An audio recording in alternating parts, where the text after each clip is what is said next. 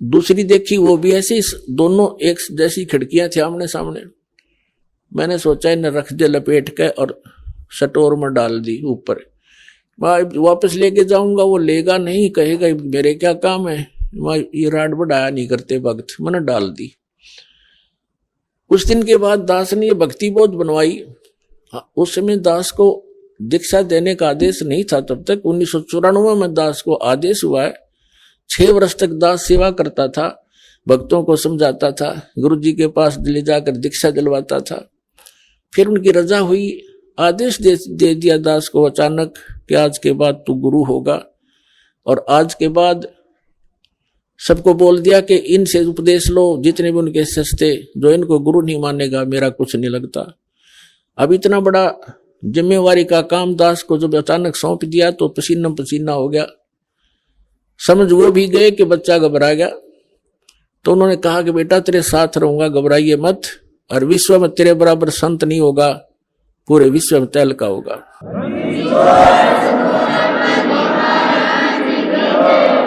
तो उस समय तो मुझे ऐसा लगा कि अपने बच्चे को सभी शाबाशी दिया करते हैं और सभी अपने बच्चे की कामना किया करते हैं, ये बड़ा अफसर बनेगा और तू देखिए न्यू हो जाएगा। मुझे पता था मैं कैसा संत हूं और क्या मैं कर सकता हूं, लेकिन उस समर्थ के वचन से आज ये सब कुछ सफल हुआ है। आज देख रहे हो विश्व में कोई संत नाम की चीज नहीं। आप तो बालक नहीं हो, एजुकेटेड है, सारा सब इतिहास आपके सामने खोल दिए। और ये दास को वो ज्ञान कबीर भगवान ने दिया और मेरे गुरुदेव का आशीर्वाद फल रहा है। तो मैंने पहले क्या करता था, दास की ये पुस्तक बनवाता था और हमारे गुरुजी फ्री दिया करते थे सबको जो उनके उपदेश लिया करते थे। तो मैंने 2000 पुस्तक 5,000 पुस्तक बनवाई और उनको रख दिया कि हमारे गुरुजी ज्यादा रहते थे तलवंडी भाई, पंजाब के अंदर एक छोटा सा फिरोजपुर जिला में शहर है, कस्बा सा बरवाले जैसा, वहां ज्यादा रहते थे। और भी 3-4 आश्रम थे। तो यहाँ नजफगढ़ के अंदर था एक आश्रम, अनाज मंडी में, एक मोघा के अंदर है, एक खन्ना में था, लेकिन ज्यादातर वो तलवंडी रहते थे। और हरियाणा में केवल गरीबदास महाराज जी के एक समागम होता था। पर जैसे गरीबदास जी को भगवान मिले थे, कबीर साहब बहुत दिवस बोलते हैं उसका, उसमें छुड़ानी आया करते थे। तो हम इंतजार में रहते थे जब वो छुड़ानी आएंगे, वैसे मिलते रहते थे उनसे, लेकिन यहाँ वो दान दीक्षा देते थे और फ्री पुस्तक देते थे। तो मैंने वो पुस्तक बनवा ली। यानी जैसे आजकल मार्च में, अप्रैल में, मार्च में वो चले जाते थे, फिर आते भादुआ के अंदर आते थे सितंबर में, जब गरीबदास जी का निर्वाण दिवस होता था, और मार्च में होता था उनका बोध दिवस। ये 2 ही तो उन पर उपलक्ष्य इन समागमों में आते थे। तो मैंने अप्रैल मार्च के समागम के बाद ये पुस्तकें बनवाने का निर्णय किया उनके आदेश से और बनवा कर रख ली। तो मैंने पूजा स्थल पर एक तख्त डाल रखा था, उन पर कपड़ा बिछा के सुंदर वो सारी पुस्तक लगा दी। आएंगे गुरुजी तो उनको संभलवा देंगे, वो फिर देते रहेंगे, सेवा के लिए रख दी। एक खिड़की में से शीशा टूटा हुआ था खिड़की का, उसमें से चूहे बढ़कर उनको काटने लगे। 2-3 दिन के बाद मेरी नजर गई कि चूहों ने काट दिया। तो फिर मुझे ये भी ध्यान आया कि एक खिड़की का शीशा तो बिल्कुल ठीक है, एक का शीशा टूटा हुआ है, और शहर से दूर होने के कारण एक छोटे से शीशे के लिए कोई चढ़ाने वाला भी तैयार नहीं होता छाने के लिए। 1-2 बार कोशिश भी की थी, वो ट्राई कर देते थे, ज्यादा कार्य होता आ जाते थे। तो मेरे दिमाग ने काम किया कि वो दोनों जाली जो दोनों खिड़कियों की लाए थे, इनको ऊपर नीचे ओवरलैप करके लगवा देता हूं, चूहों से बचाव हो जाएगा। तो मैंने उन बच्चों से कहा कि आप ऐसे करना, वो दोनों जाली उतार लो, उतरवा ले लेना तेरी माँ से, और इनको ऐसे ऊपर नीचे लगा के चढ़ा देना खिड़की पर। वो लड़का बोला जी ठीक है। छोटा लड़का था, 12-13 वर्ष का उस टाइम वो। और वो दूसरा जो एक और था, अनिल नाम का, बिहार से आया हुआ, किराए पर रहता था, वो जवान ठीक था, समझदार सा। उन दोनों को मैंने बोल दिया। मैं अपनी ड्यूटी पर चला गया। दास था जूनियर इंजीनियर इन इरिगेशन डिपार्टमेंट हरियाणा। तो मुझे तो चिंता थी। मैं शाम को वापस आया तो मैंने क्या देखा, उस लड़के की माँ से पूछा, मुझे चिंता थी कि वो जाली लगा दी कि नहीं लगा दी, तुम्हारी लगाऊंगा मैं गेल लग के बालक से ना भी जान रहा हो। तो क्या देखा मैंने, जाली लगा रखी और एक जाली वहीं पड़ी या लोहे की, और वो उसकी माँ अपना काम लग रही। मैंने उसे पूछा कि ये जाली वही है या कोई और लाए हैं बच्चे? तो वो कह रही थी कि ये कहाँ के और लावा था। मैंने सुबह रखी, कह रही हूँ भाई तेरा पापा कह के गया था तो जाली लगा दो या तुमने गुस्सा होगा फिर। अब आपके आने तक आध घंटा पहले मैंने उतार के स्टोर से डाली है और अभी लाकर वो बाहर गया खेलने के लिए, और मेरा कलेजा पकड़ा गया। मैं उसे प्रसन्न करूं, वो ध्यान नहीं दे रही क्योंकि उसको पता नहीं इस बात का, और मेरे सारे शरीर में सन्नाटा गया कि या तो ये जाली वो नहीं। ये कोशिश करी मैंने जानने की। वो बोली देख इनका जंग लगा हुआ है।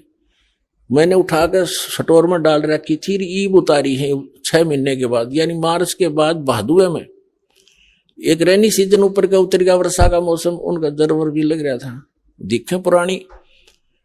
फिर भी विश्वास नहीं आया वो लड़का कहाँ है, क्योंकि एक ही जाली और फूल आ रही इतनी फालतू, कब से 6-8-7 इंच और लटक रही थी। तो मैंने उसको लड़के को बुलाया, बाहर खेल रहा था इधर, और जो दूसरा उसके साथी था वो बुलाया और उन लड़के से कहा कि ये जाली तुम और लाए हो या वही है? जी वही है, और मेरी माँ ने उतार कर दी थी, हमने भी लगाया है। वो किराएदार भी कह रहा है कि अभी आंटी ने उतारा है, अभी लगाया हमने। मैंने लड़के से, देखो हमें ज्ञान नहीं था कि भगवान वाला कोई काम हमारे सामने कराया नहीं था, ना विश्वास हो रहा था मेरा भी साची। हमने सुना करते थे, नो तो था विश्वास, भगवान पता नहीं क्या करते, पर आज तक होया नहीं देखा था। मैंने उस लड़के से कहा कि मेरे सिर पर हाथ रख और कबीर भगवान की कसम खा कि तू या इस जाली लाया है, वही जाली है। ने बोला जी कबीर भगवान की कसम, और वह जाली है, मेरी मां ने उतार कर लाई थी। वो दिन हर आज के हम मान्या करते कृष्ण भगवान ने साड़ी बढ़ा दी एक कपड़ा। अब तो पता चल गया कि वो साड़ी बढ़ाने वाला भी यही था, लेकिन उस समय बुद्धि इतना काम करे थी कि कबीर इज गॉड, क्योंकि इसने लोहा भी बढ़ा दिया, कपड़ा तो छोड़, ये क्या नहीं कर सकता। वो दिन सर आज पुण्यात्मा सन 1990 से लेकर आज 2013 हो गया, दास ने पीछा मुड़कर नहीं दिखाते। सारा संसार कुछ कहो कि कबीर भगवान नहीं है, इस दास की आत्मा से कोई निकाल नहीं सकता कि कबीर इज गॉड।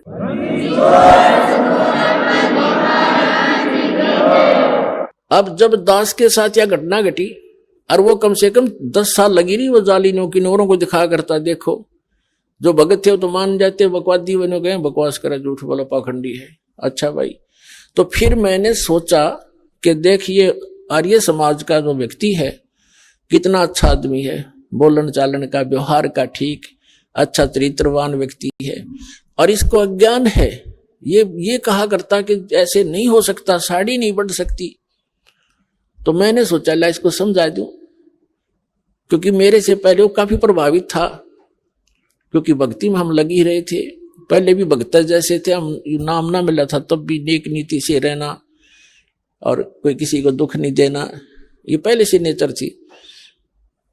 तो मैंने और वो मुझे ऐसा लगता था कि मेरी बात नहीं मानने का, लेकिन ये अज्ञान इतना गंद ठोक दिया उस मूर्ख महर्षि सिद्धानंद अज्ञानी ने, बिगाड़ दिया कितने व्यक्तियों भोली आत्माओं को। तो मैंने उसके पास बैठकर जिक्र किया, जी मास्टर जी आप मानते हो कि भगवान श्री कृष्ण जी ने उसकी द्रौपदी की साड़ी बढ़ा दी थी, जैसे विषय बढ़ाना चाहा मैंने, उसको चलाना था विषय को कारण बना के। वो कहता जी नहीं ऐसे हम नहीं मानते। मैंने कहा जी, फिर मैंने उसको अपने उस जहां वो जाली लगा रखी थी ऊपर चौबारे में, उस गैलरी में, उस नीचे उसकी कक्ष था, उसमें बुला लिया, वहां बैठ के मैंने वो लड़के भी बुला लिए दोनों जिन्होंने जाली लगाई, इनकी माँ बुला ली ताकि इसका पेटा भर दूं, विश्वास दृढ़ करवा दूं, ये मान जा हमारी बात को। उसको मैंने कहा जी देखो आप तो कपड़े की बात करते हो, हमारे भगवान ने लोहे की जाली बढ़ा दी, आप सत्कर मानो। नो बोला, वो कहने लगा कि नहीं आप ये कोई बात हुई, जाड़ी साड़ी कभी बढ़ती है, जाली कभी बढ़ती है। मैं बोला देखो आओ दिखाऊं आपको। बोला नहीं छोड़ो छोड़ो हम नहीं मानते। अब वो काफी अटपट बोलने लगा। मुझे आशा नहीं थी कि इतना एकदम ऐसे गिरगिट की तरह बदल कर ऐसी बकवास करने लग जाएगा। मेरी आशा के विपरीत उसने ये बात कही कि आप तो ये पाखंडियों के बकाई हुई बातें हैं, ये है।